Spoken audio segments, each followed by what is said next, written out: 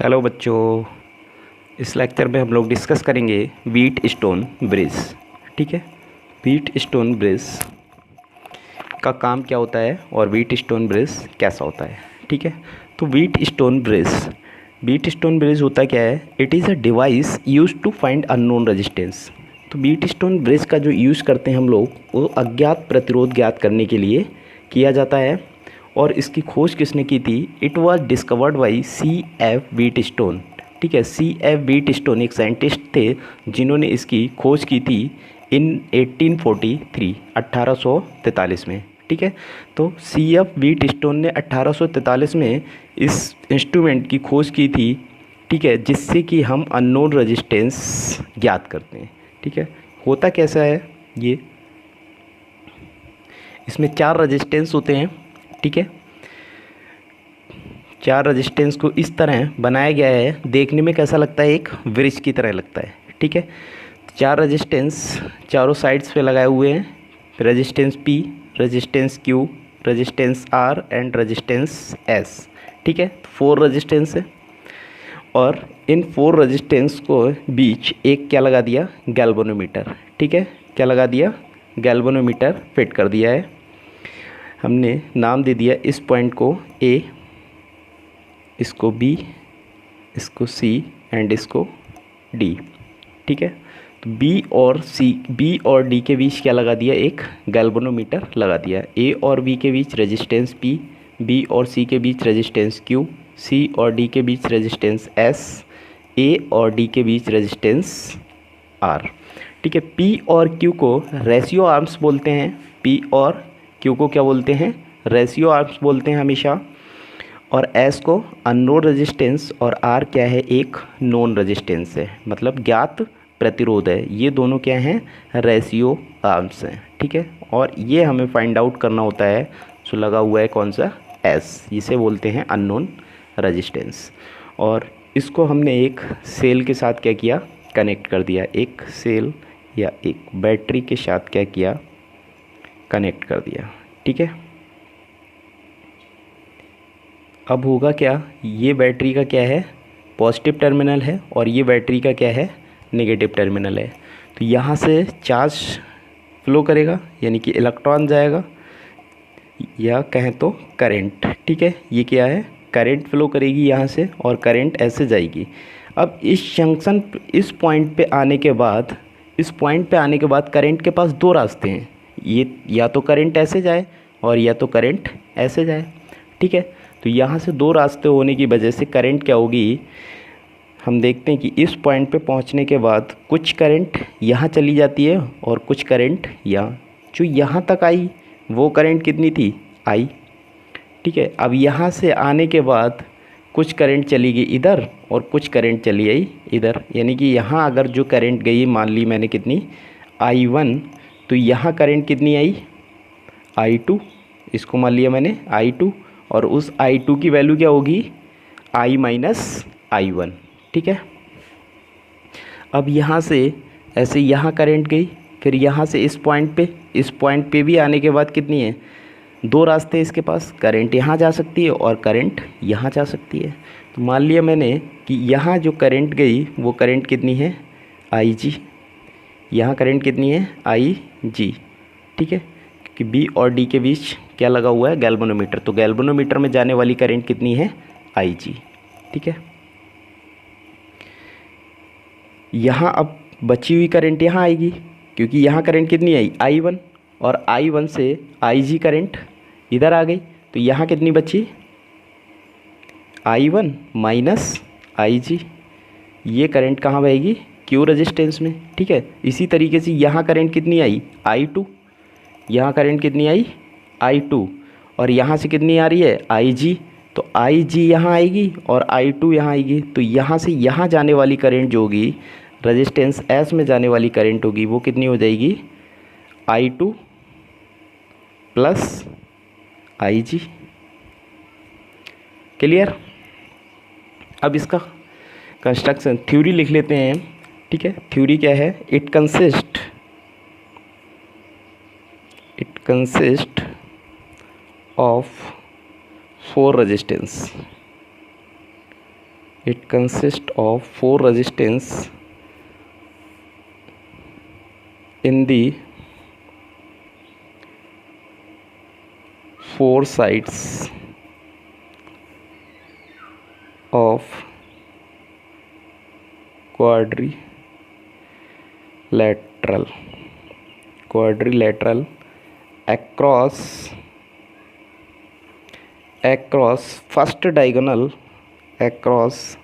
first diagonal galvanometer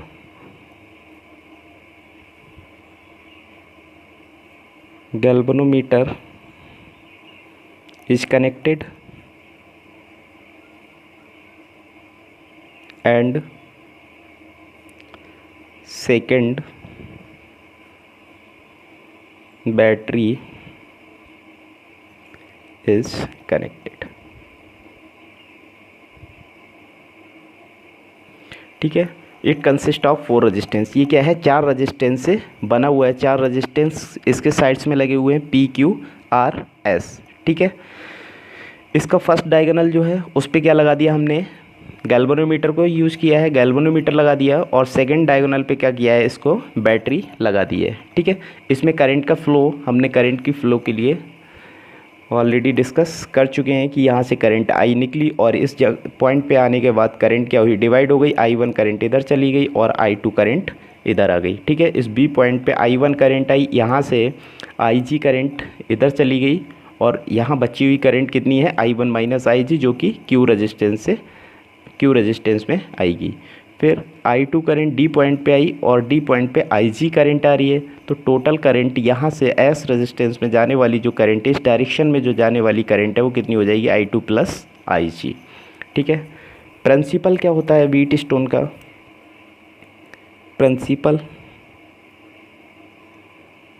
principal की अगर बात करें तो प्रिंसिपल क्या है, in balance position, in balanced position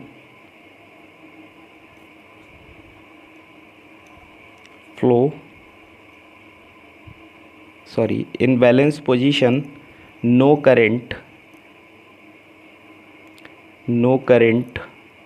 flows across galvanometer।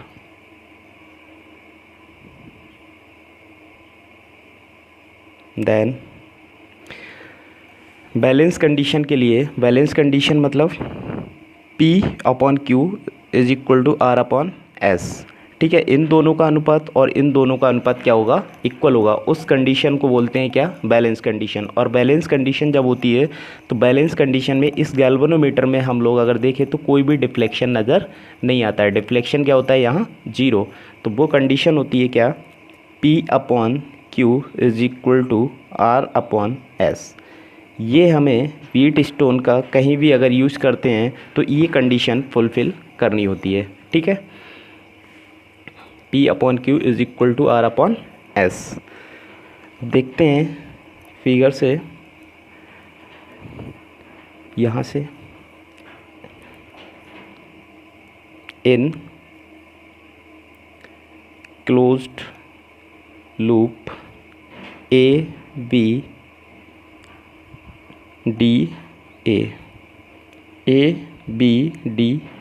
ठीक है। दो लूप बन रहे हैं यहाँ पर, एक लूप ये हो गया और एक लूप ये हो गया। तो पहला लूप, हम फर्स्ट लूप की बात कर रहे हैं, ABDA, ये पूरा क्या है, एक लूप हो गया। ठीक है। तो यहाँ से क्या होगा, कितनी करंट जा रही है, A से B की ओर, I1 रेजिस्टेंस कितना है, P, तो I1 इंटू P। फिर यहाँ से करंट कहाँ जा रही है, B से D की ओर, तो B से D की ओर जो करंट जा रही है वो कितनी है, IG इंटू G।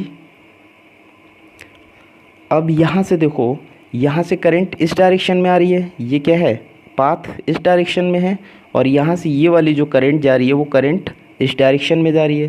तो यहाँ से जो जाने वाली करंट है, ठीक है, यहाँ से ये आ रही है और पाथ हम ऐसे ले रहे हैं। पहले हम A से B गए, ये पाथ है, फिर बी से डी गए, ये पाथ है। अब डी से कहाँ जा रहे हैं, ए जा रहे हैं, ठीक है।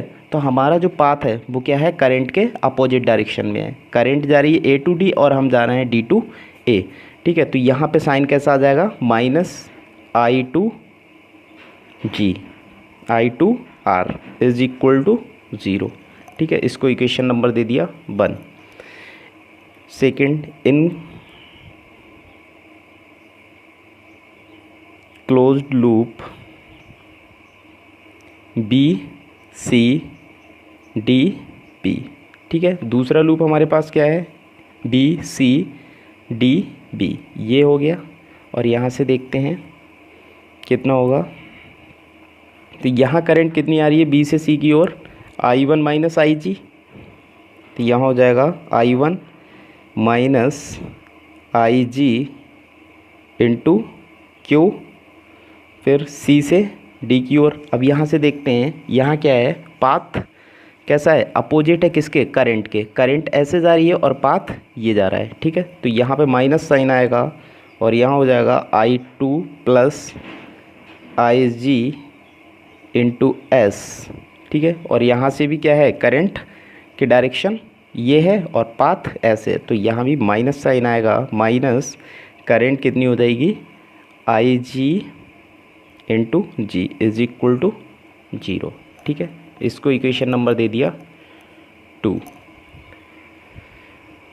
बट इससे पहले हम लोग पढ़ चुके हैं प्रिंसिपल इसका क्या है, balance position, no current flow across the galvanometer, ठीक है। जब बैलेंस कंडीशन होती है उस टाइम पे क्या होता है, गैल्वेनोमीटर में कोई भी करंट फ्लो नहीं करती है। यहाँ लिख लेते हैं, but in balance position, in balance position I G is equal to 0, ठीक है। तो आई जी क्या हो जाएगा, 0 हो जाएगा। यहाँ से हम इक्वेशन 1 और 2 से देखते हैं, फ्रॉम इक्वेशन 1 एंड 2। तो 1 में अगर आई जी 0 करेंगे तो यहाँ से क्या मिलेगा, I1 P, आई जी 0 हो जाएगा तो ये टर्म क्या हो जाएगी, 0 मिलेगा, क्या minus I2 R is equal to 0, ठीक है। या हम इसको लिख सकते हैं क्या, I1 P is equal to I2 R, ये भी लिख सकते हैं। इसको इक्वेशन नंबर दे दिया 3। सेकेंड इक्वेशन से I1 Q, ये मिलेगा हमें क्या, I1 Q, यहाँ से माइनस आई जी क्यू, और आई जी क्या है 0, तो ये टर्म क्या हो जाएगी, 0 हो जाएगी। फिर नेक्स्ट आगे बढ़ते हैं, माइनस I2S, माइनस I2S। अब यहाँ से माइनस आई जी इंटू एस, आई जी क्या है 0 है, तो ये टर्म भी क्या हो जाएगी, 0 हो जाएगी। माइनस आई जी इंटू जी, तो आई जी क्या है 0 है, तो ये टर्म भी 0 हो जाएगी। यानी कि मिलेगा क्या, I1 Q minus I2S is equal to 0। और इसको लिख सकते हैं I1 Q is equal to I2S। इसको इक्वेशन नंबर दे दिया 4, ठीक है। अब इक्वेशन 1 को इक्वेशन 2 से क्या करेंगे, डिवाइड कर देंगे, ठीक है। इक्वेशन 1 डिवाइडिंग बाई इक्वेशन 4, ठीक है, sorry equation 3 dividing by equation 4। तो यहाँ से जो निकल के आएगा वो क्या आएगा, I1 P upon I1 Q is equal to I1 R, sorry I2 R upon I2 S। I1 से I1 कैंसिल, I2 से I2 कैंसिल, कितना बचेगा, P upon Q is equal to R upon S। और यही क्या कहलाती है, Wheatstone की बैलेंस कंडीशन, जो कि इससे पहले हमने प्रिंसिपल में देखी थी, ठीक है। तो जिस टाइम गैल्वेनोमीटर में कोई भी डिफ्लेक्शन नहीं आएगा, डिफ्लेक्शन क्या होगा, 0 होगा, उस टाइम पे जो कंडीशन बनेगी वो कंडीशन क्या होगी, P upon Q is equal to R upon S।